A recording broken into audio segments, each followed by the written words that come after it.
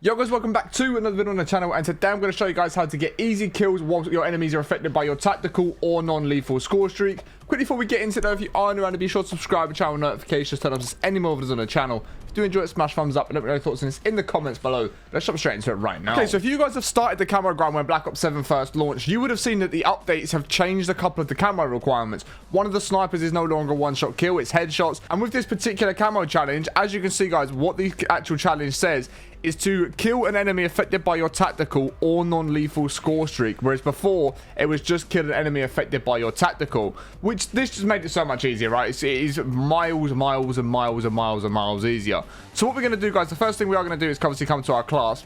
For our tactical, I'm still going to recommend you run stun grenades, and if you can overclock them, make it so it has the longer stun effect. So then you've got more time to actually get the kill on your opponent. It's going to make it much easier. For your wild card, you want to run tac expert. That's going to give you 2 stuns, and then for your field upgrade, you're going to want to run assault pack, as that is then going to give you extra stuns that you can pick up if your assault pack is ready. So when it comes to our perk guys, our perk 2, we are going to run scavenger. This just gives you the very small chance of picking up another stun, because when I was running scavenger, I did pick up the odd stun here or there. It wasn't very often, I will admit, but it is the extra chance of maybe picking one up if you do get a kill. So it's worth just chucking on just to be safe and maybe getting an extra one. For your third perk, I'm going to recommend you run bankroll, and you will see why in a moment. And then for perk 1, you can basically run whatever you want. I normally would just run ghost, but you guys can chuck on whatever perk 1 you do want to run. So this is what our loadout's going to look like: tac expert, stun grenades, assault pack, scavenger, and bankroll as our perks. Those are the important things you guys need to set up. Obviously your primary or your secondary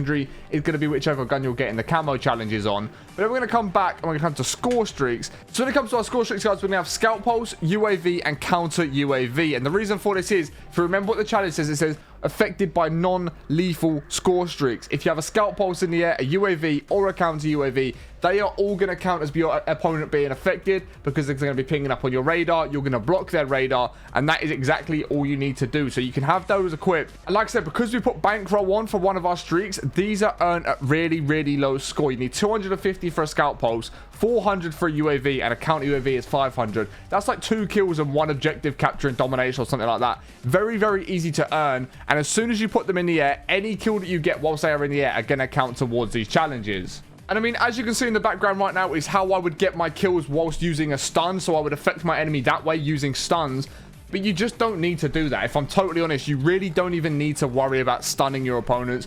All you need to focus on is getting your UAV and your counter UAV, popping those, running about, getting as many kills as you can whilst they're in the air. And obviously, if you die and you get them cycled back again, wait until the counter UAV and UAV have already left the air. You need to make the most out of having your UAV and your counter UAVs and your scout pulses, simply because the longer they're in the air for, the more kills you can get under them, the faster you're going to get this challenge done. But I mean, if you do want to stun people as well as getting those kills under UAVs and counter UAVs, you can see exactly how I'm doing it right now. Just playing small maps, something like Nuketown, Hijacked, they're going to be great maps for it. Throwing stuns into your opponent's building, popping UAVs, knowing where they are so you can stun into that building. And honestly, just any room you're about to run into, or anywhere you know your opponents are probably going to be, throw stuns at them, get the kill while they're stunned. But like I said, I really just recommend after the update, just worrying about your UAVs, counter UAVs, and scout pulses. Pop those, get those in the air, and get the kills. That way, if today's video has helped you out, guys, please be sure to smash a thumbs up. Let me know if you've got any more questions in the comments below. Make sure you are subscribed and notifications turned on. I'll catch you in the next one in a bit.